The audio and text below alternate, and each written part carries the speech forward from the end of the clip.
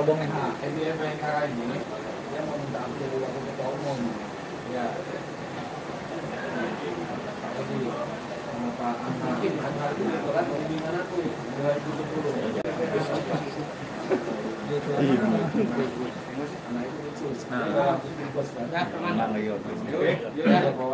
Oke, Bang Sunan, mungkin sebelumnya opening seperti apa malam ini agendanya? Ya, assalamualaikum warahmatullahi wabarakatuh. Alhamdulillah hari ini kita dapat berkumpul dalam keadaan sehat walafiat bersama teman-teman dari Pemuda Ansor. Ya.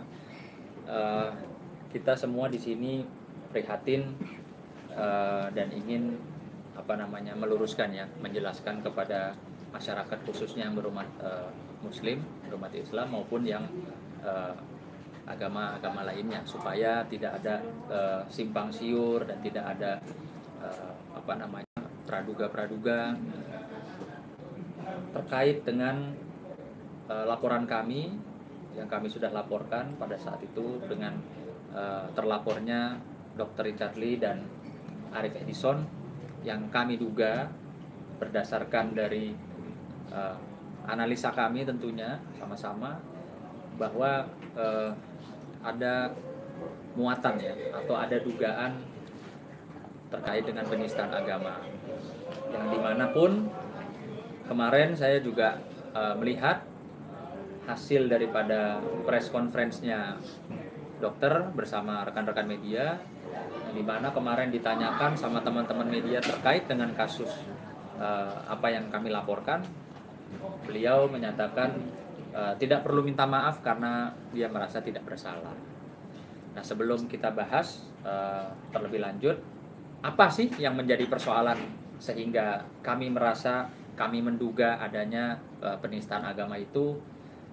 Perlu diketahui bahwa di podcastnya Dr. Richard Lee yang dimana pada saat itu mengundang narasumber ya seorang pengacara yang bernama berinisial AE, di mana saudara AE itu dengan gamblang menyatakan bim salabim kun fayakun, mau jadi Tuhan. Yang perlu diketahui nanti mungkin juga bisa dijelaskan di sini sama Gus Hendy yang mungkin lebih mumpuni dari sisi ilmu agamanya ketimbang saya. Kami menduga di situ AE ini menyamakan atau mensetarakan kalam Allah yaitu kun fayakun, itu kalamnya Allah Subhanahu wa taala, dengan bim salabim yang dimana bim salabim itu adalah buatan manusia untuk mantra atau hal-hal yang berbau dengan mistis. Nah, jelas-jelas menurut kami sebagai pelapor tentunya ini ada dugaan penistaan agama. Dan kalau ditanya kenapa Dr. Richard Lee juga turut serta dilaporkan, nanti bisa dijelaskan juga secara hukum detailnya oleh Bang Herwanto di sini.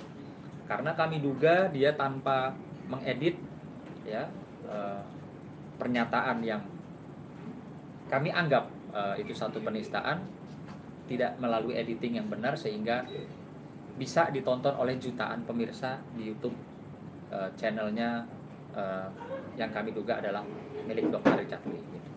Untuk itu saya persilahkan Gus Hendy khususnya menjelaskan lebih detail secara ilmu agama. Silakan. Assalamualaikum warahmatullahi wabarakatuh. Waalaikumsalam warahmatullahi wabarakatuh. Selamat malam, salam sejahtera kita sekalian. Saya melihat di dalam permasalahan ini itu memang ada indikasi unsur penistaan agama dengan menyamakan kalimat yang ciptaan manusia atau kalimat-kalimat yang bikinan manusia dengan kalam Allah. Itu sudah sangat jelas sekali. Jadi sudah sangat bisa dibedakan mana yang buatan manusia dan mana yang memang itu adalah kalam Allah. Tidak bisa dicampur adukan menjadi satu. Di sini jelas ada kalimat bim salabim yang tersambung dengan kun fayakun.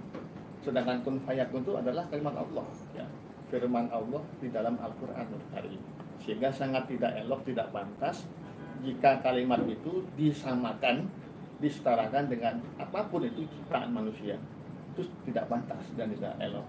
menurut kami. Sehingga apa yang menjadi dasar dari kalimat tersebut itu sudah sangat menyimpang jauh dari adab dan etika ya seorang manusia yang menyamakan ya, kalimat buatan manusia bim salah bim itu mungkin bisa sihir dan sebagainya ya wallahu alam, tetapi disamakan dengan kalau Allah yang udah pasti kebenarannya kun fayakun, yang tidak satupun yang dapat membantah bahwa itu adalah kalam Allah.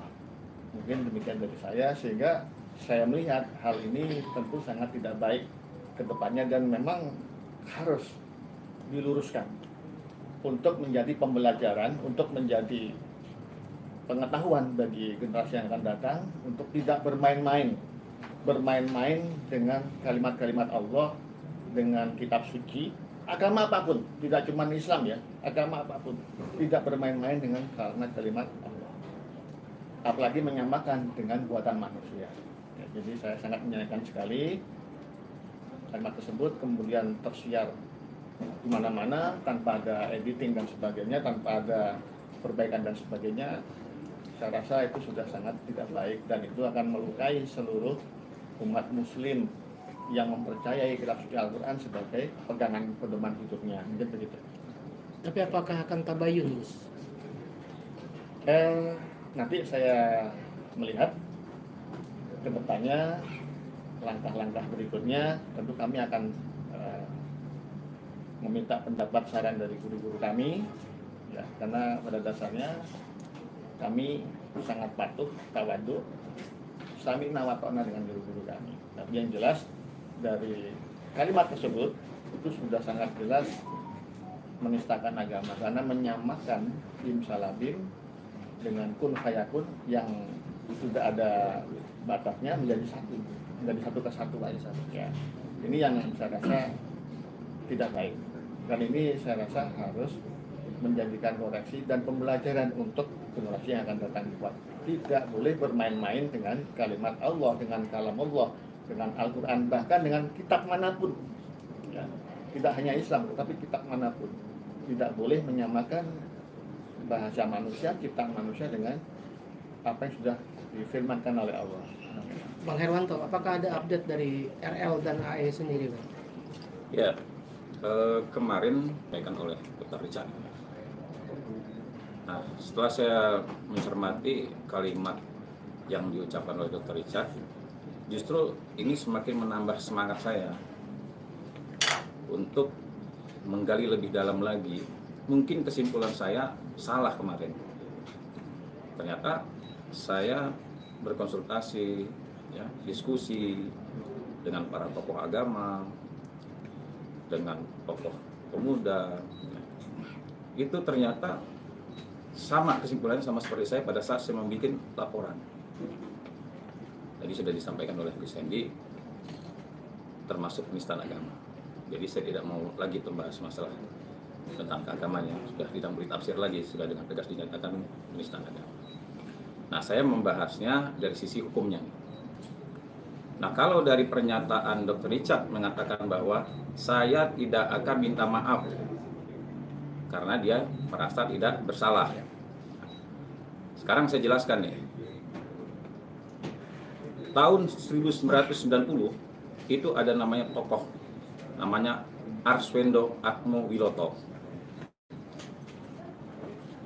Dia mengadakan jajak pendapat, judulnya 5 tokoh berpengaruh. Saat itu belum ada media sosial, jadi masyarakat Indonesia mengirimkan tuh tokoh-tokohnya. Pak Harto nomor 1, Pak Tri dan lain sebagainya. Arswendo sendiri mendapat urutan nomor 10, Nabi Muhammad urutan 11. Hasil jajak pendapat itu diterbitkanlah dia di majalah. Begitu diterbitkan ke majalah, Nabi Muhammad urutan nomor 11, besoknya umat muslim tidak terima. Akhirnya dilaporkanlah ke polisi. Dan akibat perbuatannya itu dia sudah dipidana 5 tahun. Itu dia sudah minta maaf tuh. Dia sudah minta maaf. Bahkan di dalam pembelaannya, di pledoinya di pengadilan dia mengatakan, saya bodoh katanya. Sangat bodoh. Saya jahilun. Dia bilang begitu. Tetap 5 tahun. Artinya, kalau kita lihat dari peristiwa yang diterbitkan oleh Arswendo itu adalah fakta yang sebenarnya. Memang begitu, kartu posnya dikirim sebanyak itu. Tetapi kenapa dia dipidana? Karena dia menerbitkan tanpa penyuntingan. Tanpa editing lah. Tanpa editing. Kalau zaman sekarang, karena sudah ada media sosial, mengupload tanpa editing. Sama persis tuh. Dia menerbitkan tanpa penyuntingan. Sehingga dia dalam pledoinya mengatakan dia jahilun. 5 tahun tuh. Jadi untuk Dr. Richard, ya, kalau seandainya dia tidak paham apalagi tentang agama ya, ditanya sama dia bilang kan di situ saya juga banyak kok bersahabat dengan ulama, ustadz. Ya menurut saya sebelum dia berkomentar lebih jauh harusnya dia bertanya. Jangan sekarang dia justru memperkuat bahwa dia tidak bersalah. Nah, saya sebagai pelapor nih, ya, saya pastikan saya akan mengawal perkara ini sampai nanti saya memberikan keterangan ke penyidik. Bahkan saya berharap saya memberikan keterangan nanti di muka persidangan. Kenapa? Tujuan saya bukan hanya menindak pelakunya, tapi juga memberikan pendidikan kepada masyarakat bahwa hal seperti ini tidak boleh terulang lagi. Ya. Saya juga banyak kok dikomentarin. Kenapa kok tidak disomasi? Kenapa kok tidak tabayun? Sering tuh saya dianggap lebay dan lain sebagainya. Itu peristiwa Pak Arswendo, ya, Pak Ahok dan lain sebagainya, sama penista agama semua. Itu sebenarnya sudah peringatan, sudah disomasi, sudah ada kejadian. Seharusnya tidak ada kejadian lagi. Belajar pada itu. Nah, laporan saya ini termasuk somasi juga untuk orang di luar sana agar tidak terjadi lagi penistaan agama. Jadi, saya pastikan perkara ini saya kawal sampai dengan persidangan. Ini tanggung jawab saya bukan pada hukum, tapi pada masyarakat. Mungkin itu saya sampaikan. Gus, sikap dari Ansor sendiri akan seperti apa Gus bila mana tidak ada titik temu tabayun nantinya? Ya, yang jelas di Ansor khususnya warga Nahdliyin, kami umat Islam yang ada di Nusantara di Indonesia tentu dengan kalimat-kalimat yang sudah jelas mengandung unsur ya, menurut kami adalah penistaan agama.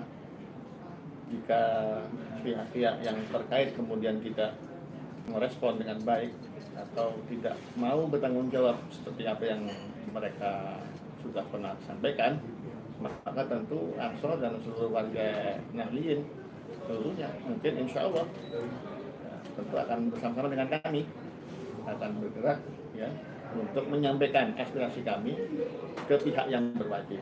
Tujuan kami adalah jelas, adalah untuk menjadikan ini efek jera bagi generasi yang akan datang untuk tidak lagi bermain-main dengan kalimat-kalimat Allah. Tegas bagi kami ya satu titik, satu garis ya dengan para guru-guru kami, kiai-kiai kami yang sudah sangat jelas pada kami menyampaikan bahwa kalimat Allah atau kalam Allah tidak boleh menjadi bahan mainan, apalagi bahan ejekan oleh siapapun. Sehingga jelas jika pihak-pihak tertentu nanti kemudian tetap tidak merespon atau bahkan mengabaikan atau tidak merespon dengan baik, maka tentu masyarakat, umat muslim pada umumnya akan bergerak. Mungkin demikian. Bang Irawan, Bang nih sebagai pakar hukum, ini udah termasuk kena kasus ITE gak sih untuk dokter? Ya, kalau bicara masalah hukum, di laporan kami juga kan ada pasal tentang ITE. Karena kan menggunakan media sosial. Sudah pasti lah. Sudah pasti ITE. Jadi kalau seandainya penistaan agama itu hanya di KUHP, ini memperkuat karena dia menggunakan media sosial.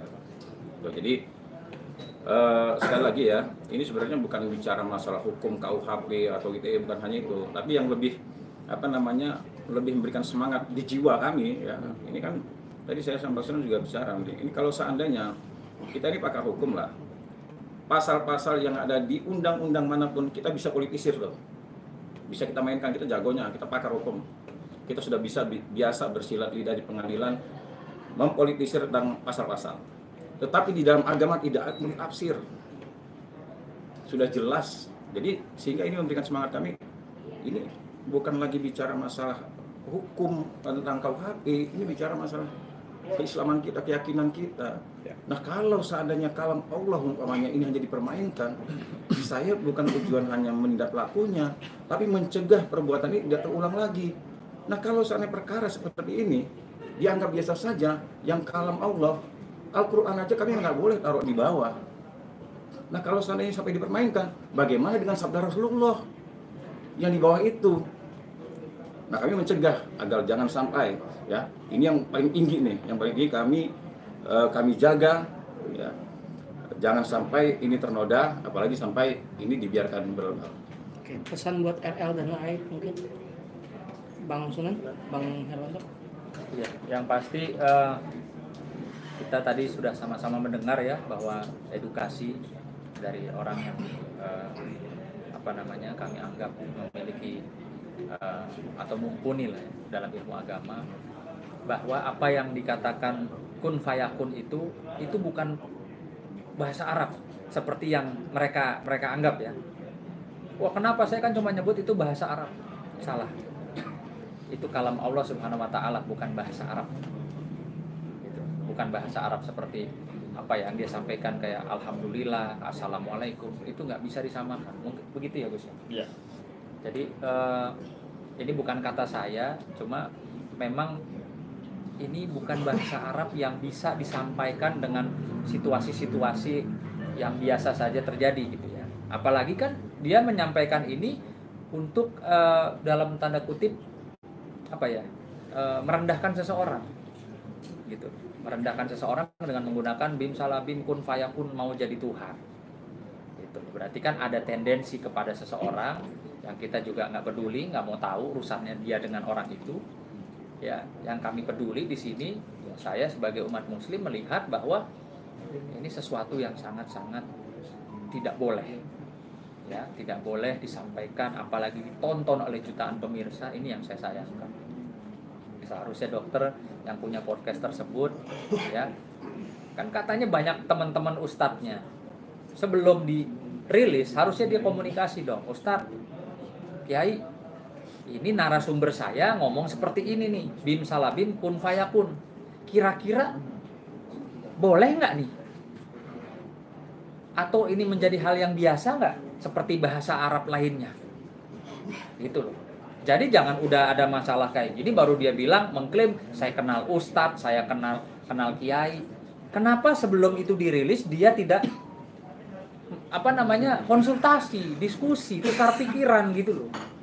Apa karena ini mengejar momentum atau mengejar keuntungan, wah supaya rame ditonton, nanti gimana kalau udah rame ya dianggap penistaan, cukup minta maaf. Yang saya dengar juga dia nggak mau minta maaf kemarin ya. Jadi ini yang saya sayangkan. Jadi tadi saya menjawab teman-teman wartawan, apa tabayun? Bagaimana mau tabayun? Orangnya saja tidak merasa bersalah, tidak mau minta maaf. Lalu tabayun apa? Kita umat Muslim yang harus istilahnya minta maaf sama dia karena melaporkan dia. Oh, enggak gitu ceritanya. Salah. Gitu loh. Ya, jadi sudah jelas karena saya melihat juga banyak sekali nih rupanya mungkin masyarakat atau netizen yang tidak paham ilmu agama sehingga merasa apa yang kami laporkan ini sesuatu hal yang kecil, sepele, bahasa Arab biasa, tapi dibesar-besarkan jadi laporan polisi. Saya nggak marah karena mungkin saja ya Gus ya ilmunya nggak nyampe gitu. Jadi berpikir hanya ini kan hanya bahasa Arab biasa. Gitu. Oke, terima kasih Bang. Sampai. Oke, makasih Bang. Terima kasih ya. Begitu Gus. Kalau emang dia ada niat baik, ini kira-kira jadi masalah nggak ya kalau saya lepas ini? Katanya banyak teman saya tanya. Bang, ada foto LP-nya nggak? Narasumber Ada. Ada. Minta Bang foto LP. Bawa apa? Nanti dikirim ke gua. Ada Bang, bawa Kirim Bang. ke saya Bang. Tuh. Saya pikir kenapa baru sekarang? Kayaknya Bang ditunjukin aja Bang gini. Iya, Bang. Ditunjukin Bisa gini? Ya dibesarkan. Kecilan itu nggak bisa. Bisa Dikirim gini, aja. gini, Bang. Dikirim aja. Iya, Bang. Dikirim ke satu. Bisa kan ya kalau kamera ya? Dijun bisa kan? Diginiin Bang kalau Coba bang, gini aja bang, liatin kamera aja bang. Atau saya kirim dulu, Kirim dulu. nanti. Iya. Penyadaran tersebut kan juga. Nah, itu kirim ke saya. Nah, sisanya gede. Siki nggak bawa ya? Yang ini. Pesan. Dia sudah merespon. Bisa. Saya tidak salah. bisa dijelasin Bang tuh LP-nya Bang. Terangin bang, terangin. Terangin apa ya bang? Maaf. Dalam tanda kutip dia melakukan perlawanan kalau dia Ya. benar. Bang ini bang, lagi. Angkatnya gitu Gini, Bang. gini dong. Handphone abang, handphone abang. Ini bang. Gini bang. Hah? Di ini bang. Taruh. Udah dong, kirim dong. Taruh, kirim dulu. Foto aja dulu. Foto nanti foto. Taruh ya. Katra, Nah ini. diambil dulu dong. Ada Ini teman-teman nggak bisa medianya. begini dong. Iya. Handphone abang. Begini. Udah ini. Ini Bang, agak gini Bang. Oke, mantap. Oh, buat lo doang nih. Ini Bang, geser Bang. Bang.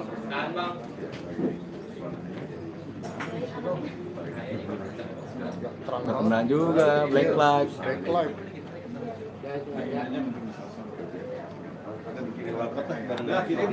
Saya. Oke. Bungkus.